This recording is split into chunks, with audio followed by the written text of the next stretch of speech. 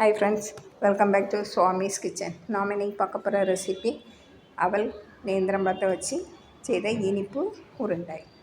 இது மாலை நேர சிற்றுண்டியாக சின்ன குழந்தைகளுக்கு செய்து கொடுக்கலாம். ரொம்ப ஹெல்த்தியானது, டேஸ்டியானது, சீக்கிரமாக செய்யக்கூடியது. இதை நம்ம எப்படி செய்திடலான்னு பார்த்துருவோம். இந்த இனிப்பு உருண்டை செய்யறதுக்கு முதல்ல மேல் மாவு தயாரிக்கணும்.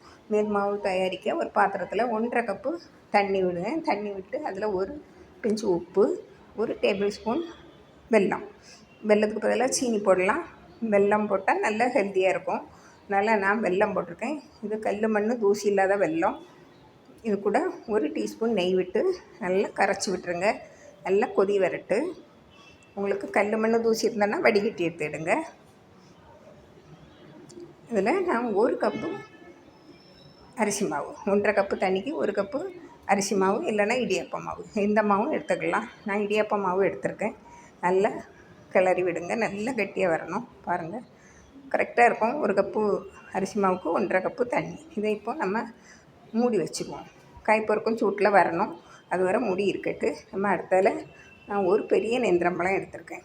இதை பொடியாக கட் பண்ணி எடுத்துக்கிடணும். உங்களுக்கு சின்னதாக இருந்தால் 2 எடுத்துக்கிடுங்க. 1 கப்பு அவலை எடுத்து நல்லா கழுவி எடுத்துருங்க. ஊற வைக்கணும்னு தேவையில்லை. அதே ஒரு சைடில் இருக்கட்டு. இப்போ நான் அந்த நேந்திரம்பழத்தை பொடியாக கட் பண்ணி எடுத்து வச்சுருக்கேன். பாருங்கள், எடுத்தாச்சு. இப்போ ஒரு அடுப்பில் ஒரு கடாயை வச்சு அதில் 1 டீஸ்பூன் நெய்யை விட்டு இதை நம்ம முதல்ல அவல் கழுவி எடுத்து வச்சுருக்கோம் இல்லையா, அந்த அவலை போட்டு கொஞ்சம் நல்லா வதக்கி எடுக்கணும். நல்லா வாசனை வரும். ஒரு 2-3 நிமிஷத்தில் நல்லா வாசனை வந்துடும். அது கூட ஒரு 1/4 கப்பு துருவின தேங்காய், அதையும் போட்டு ஒரு 2 நிமிஷம் வதக்கி விட்டுருங்க. நல்லா உதிரியாக வரும். நல்ல வாசனையும் வரும். நல்லா வதங்கி வரட்டு. அது கூட நான் ஒரு 1/2 கப்பு வெல்லம், இது நல்ல சுத்தமான வெல்லம், அதனால் நான் அப்படியே போட்டிருக்கேன். பாருங்கள், நல்லா வதக்கி விடுங்க. நல்லா வெல்லம் எல்லாம் கரைஞ்சி ஒன்று போல் சேர்ந்து வரணும். அப்படியே உங்களுக்கு வெல்லத்தில் கல் மண் இருந்தால் கொஞ்சம் தண்ணி விட்டு கரைச்சி வடிகட்டிக்கிடுங்க. அடுப்பில் வச்சு கரைக்காண்டாம், வெளியே வச்சு நீங்கள் கரைச்சி வடிகட்டி எடுத்துடுங்க. இப்போ இது கூட நம்ம பொடியாக கட் பண்ண நேந்திரம்பழத்தையும் போட்டு நல்லா வதக்கி விடுங்க. நேந்திரம்பழம் பாதி அளவு வேகணும்.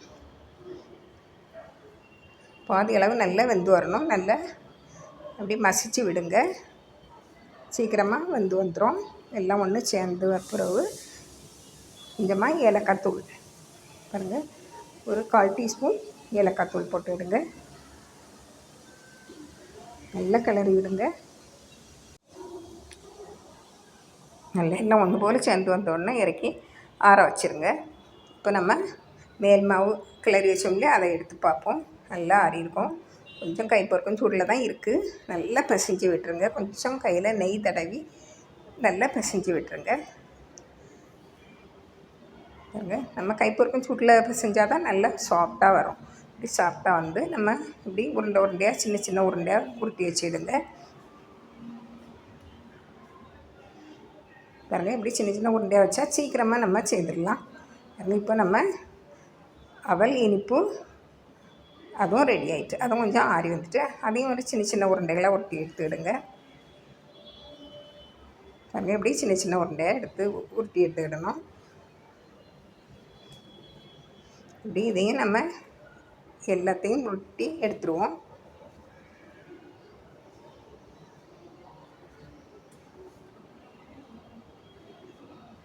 பாருங்கள், இப்படி எல்லாம் உருட்டி எடுத்தாச்சு. இப்போ நம்ம ஒரு கப் பாத்திரத்தில் தண்ணி வச்சு அதை தொட்டு, தண்ணி இல்லைன்னா நெய் வச்சுக்கிடுங்க. எதையும் வச்சு எடுத்துகிட்டு கையில் வச்சு நம்ம பூரண கொழுக்கட்டைக்கு செய்வோம் இல்லையா, அதே போல் சின்ன கிண்ணம் போல் செய்து அதில் நடுவில் ஒரு அவல் நேந்திரம்பழ கலவையை வச்சு மூடி நல்லா உருண்டையாக அப்படி செய்துருங்க.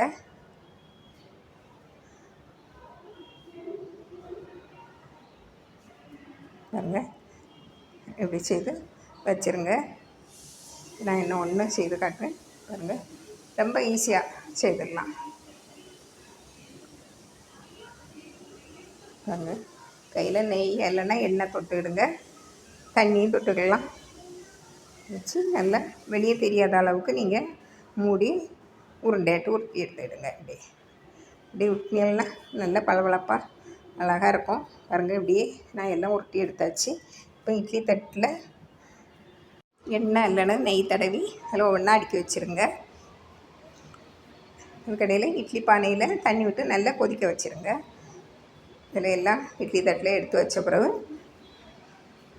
தண்ணி நல்லா கொதித்த பிறகு உள்ளே வைங்க. உள்ளே வச்சாச்சு. இப்போ இதை மூடி வச்சு ஒரு 10 நிமிஷம் நல்லா வேக வச்சு எடுத்து வச்சுருங்க. பாருங்கள், 10 நிமிஷம் கழித்து பாருங்கள், நல்லா சாஃப்டாக நல்லா வந்து இருக்கும். கையில் ஒட்டாமல் வரும். இப்போ எடுத்து ஆற வச்சுருங்க. நல்லா ஆறின பிறகு எடுங்க ஸ்பூனை எடுத்து, இல்லைன்னா உடஞ்சி வந்துடும். பாருங்கள், இப்படியே எல்லாம் எடுத்துருங்க. இப்படியே நம்ம எல்லாம் வேக வச்சு எடுத்துருவோம்.